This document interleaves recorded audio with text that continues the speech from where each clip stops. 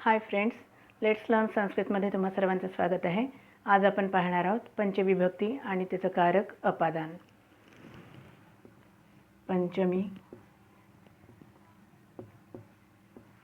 विभक्ती आणि त्याचं कारक आहे अपादान. ज्याच्यापासून वियोग होतो त्या शब्दाची पंचमी विभक्ती करतात आणि त्यालाच अपादान म्हणतात. आपण उदाहरण पाहूयात. वृक्षात फलम पतती. वृक्षात फलम पतती. झाडापासून फळ खाली पडते. इथे कस्मात फलम पतती असं जर क्रियापदाला प्रश्न विचारला तर वृक्षात फलम पतती हे आपल्याला अपादान मिळतं, वृक्ष, आणि म्हणून त्या वृक्षाची पंचमी विभक्ती होते वृक्षात.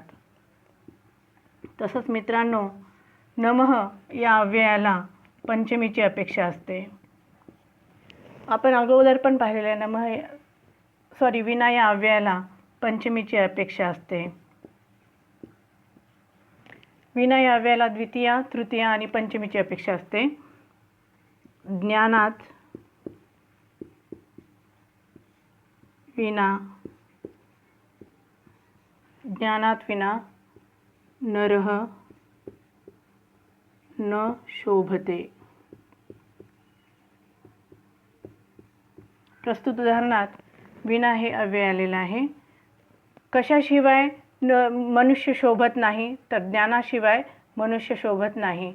म्हणून विना या अव्ययाचे योगे ज्ञानात हे पंचमी विभक्ती झालेलं आहे.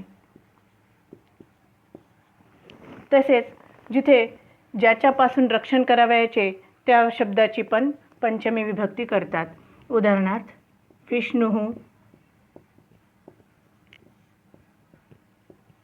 मकरात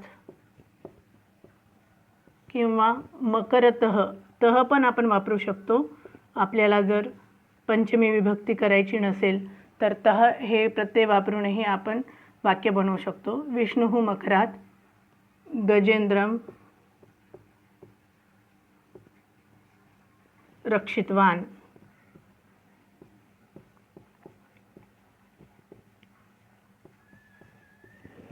इथे रक्ष धातू आहे आणि कुणापासून रक्षण केलेलं आहे? विष्णूने मगरीपासून हत्तीचे रक्षण केले. इथे ज्याच्यापासून रक्षण केले त्या शब्दाची पंचमी विभक्ती करतात. ज्याच्यापासून रक्षण केले त्या शब्दाची पंचमी विभक्ती करतात. मकरात म्हणून इथे पंचमी झालेली आहे. तसंच कोणते कोणते अव्यय आले असता, कोणते कोणते क्रियापद आले असता पंचमी विभक्ती होते ते आपण पाहूयात.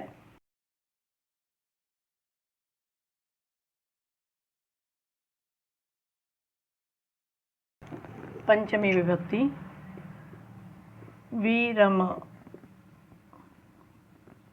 रक्ष, आरभ्य, बहिः, पूर्वम, परम, ऋते हे शब्द आले असता पंचमी विभक्ती होते.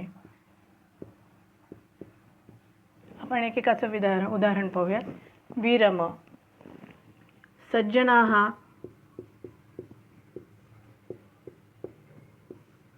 सत्कार्यात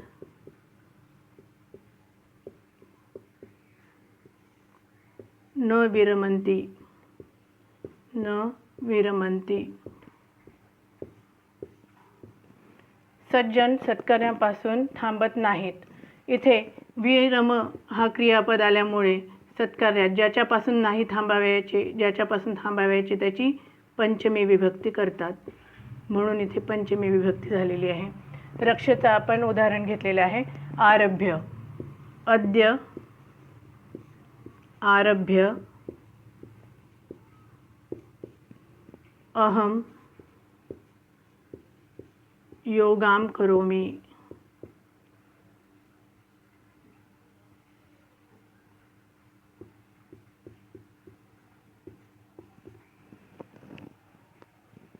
इथे अद्यच्या ऐवजी आपण गुरुवासरतः असं घेऊयात. म्हणजे आपल्याला गुरुवासरतः वासरात आरभ्य, गुरुवासरात आरभ्य अहम योगाम करोमि.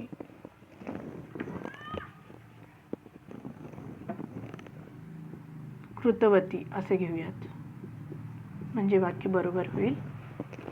गुरुवासरात आरभ्य, गुरुवारपासून मी योगा सुरू केला, स्टार्ट केला. आणि इथे आरभ्य आल्यामुळे इथे गुरुवासरात अशी पंचमी विभक्ती झालेली आहे. बहिः, आता बहिः घेऊयात. सह गृहात बहिः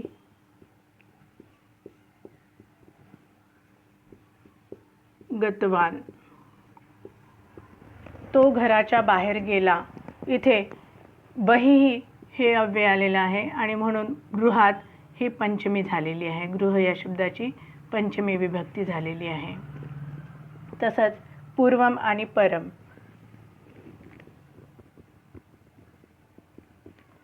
परमचं उदाहरण घेऊयात आपण.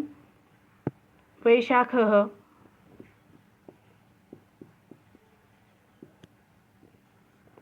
चैत्रात परः. इथे परः आलेला आहे. वैशाख महिना हा चैत्र महिन्याच्या नंतर असतो, म्हणून परः आलेला असल्यामुळे इथे चैत्रात ही पंचमी विभक्ती झालेली आहे. तसंच पूर्वम. पूर्वमचं एक उदाहरण बघूया आपण.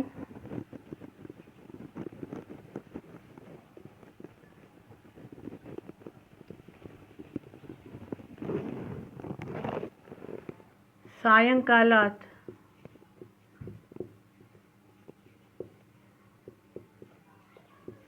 पूर्वम भवता आगंतव्यम.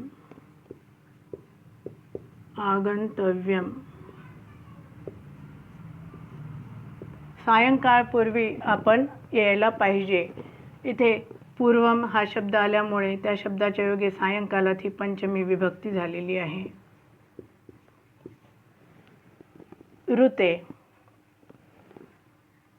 देवात ऋते कः भक्तं रक्षेत.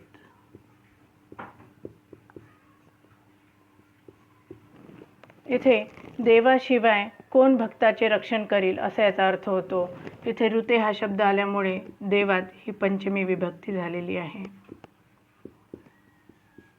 मित्रांनो, विरम, रक्ष, आरभ्य, बहिः, पूर्वम, परम, ऋते हे शब्द आले असता त्या योगाने कोणत्या कोणत्या शब्दांची पंचमी विभक्ती होते ते आपण आत्ता पाहिलं.